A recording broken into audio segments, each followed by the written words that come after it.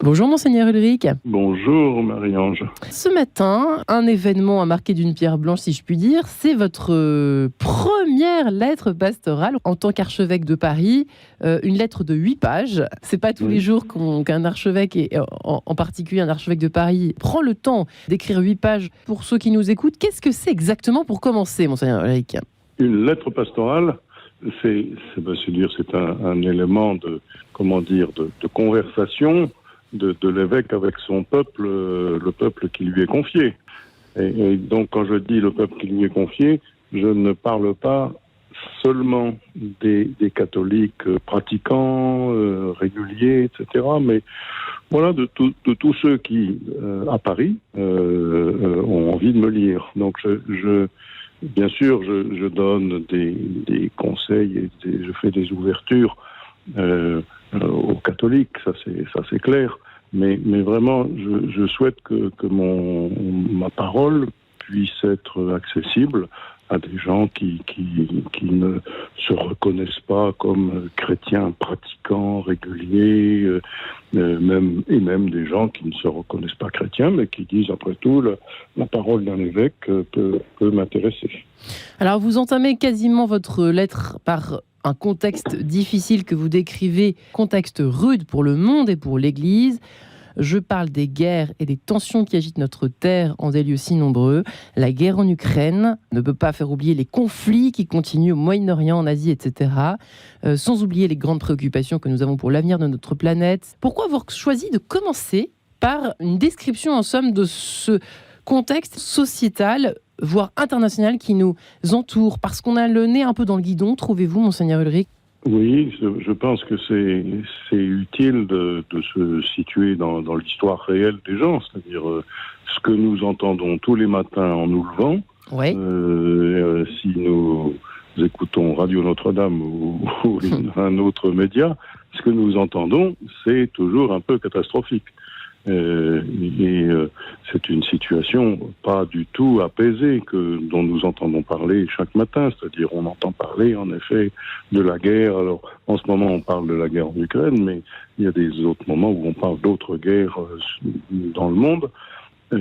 Tout ça et bon, et puis l'avenir de la planète, ça inquiète beaucoup de gens, enfin, et donc ce sont des soucis lourds qui habitent nos consciences, nos esprits chaque jour. Et si on essaie de donner une parole d'évangile, une parole évangélique, une parole chrétienne dans ces situations, enfin à des hommes et des femmes d'aujourd'hui, si on ne leur parle pas des difficultés ressenties par eux, ma foi, je suppose que le langage qu'on va utiliser ne va pas les intéresser. Ça ne parle pas de ce qu'on vit, quoi. Sans parler des inquiétudes financières que vivent de plus en plus de nos contemporains dans notre pays, qu'est la France, Monseigneur Ulrich. L'incertitude des lendemains, c'est quelque chose que vous devez constater, observer, que nous observons tous autour de nous, dans la rue et autres. Et ça, c'est pas facile, même de parler du Christ dans ce contexte. Ça peut à la fois être une porte ouverte ou une porte fermée, en fait.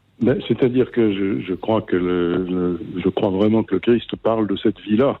Et donc, il ne parle pas dans les nuages, le Seigneur auquel nous croyons. Il parle de la vie telle que les gens la vivent, et à son époque aussi. Son pays était un pays occupé par la puissance impériale romaine. Son pays, il y avait des malfaiteurs. On voit, il est entouré de malfaiteurs sur la croix. Absolument. Dans son pays, il y avait des voleurs.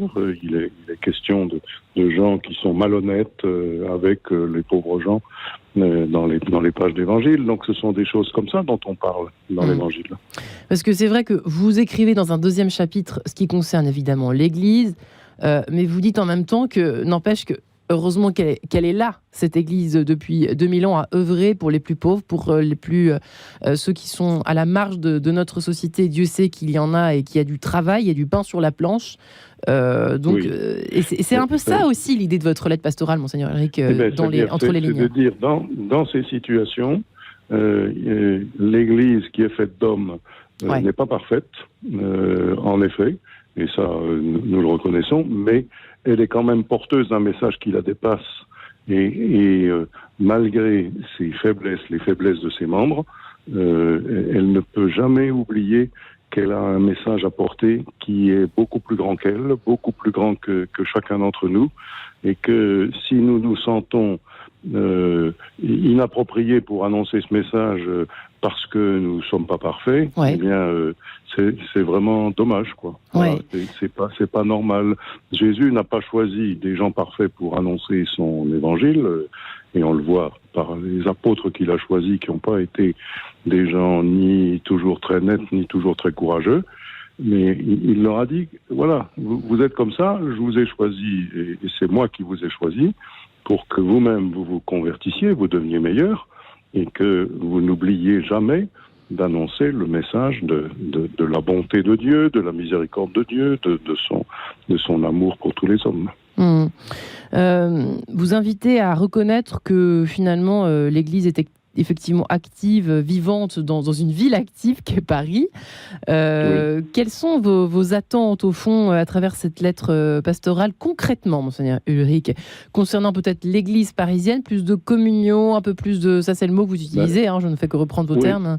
Il y a quelque chose qui s'est brisé, il y a des liens qui se sont un petit peu distendus, c'est ça? Mais ce que je crois profondément aussi, c'est que la société française dans laquelle nous sommes n'est pas une société ni bien pacifiée, ni bien communionnelle. Enfin, c'est pas une société heureuse toujours de ce qu'elle est, et c'est pas une société où on cherche surtout l'union fraternelle entre les hommes, mais c'est une société dans laquelle semble triompher les intérêts de groupe et les intérêts personnels au détriment de l'intérêt général, ou surtout, mieux encore, du bien commun de la planète, du bien commun d'une société, le bien commun de pays en paix, etc. Voilà.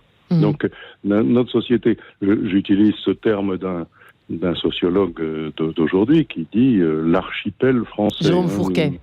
Voilà, Jérôme Fourquet. Chacun est un peu sur une île, et je rappelle que Saint-Exupéry disait chacun est sur sa planète. Voilà. Ouais. Dans Le Petit Prince. Et c'est pas très évangélique cette affaire-là pour terminer en fait. Eh ben non, d'être chacun sur sa planète, chacun sur son propre intérêt, c'est pas très juste. Et donc je crois vraiment que les chrétiens ont quelque chose à apporter dans cette société, qui est la recherche du bien commun, la recherche d'une vie en commun, d'une vie fraternelle, d'une vie soucieuse des autres, et pas simplement soucieuse de ma propre promotion. Eh bien, une bonne réflexion à mener avant Noël, si vous le permettez. Monseigneur Ulrich, on peut dire ça comme ça pour terminer cette émission. Ouais. Eh bien, en effet. Bon week-end à vous. Oui, bon dimanche, au revoir.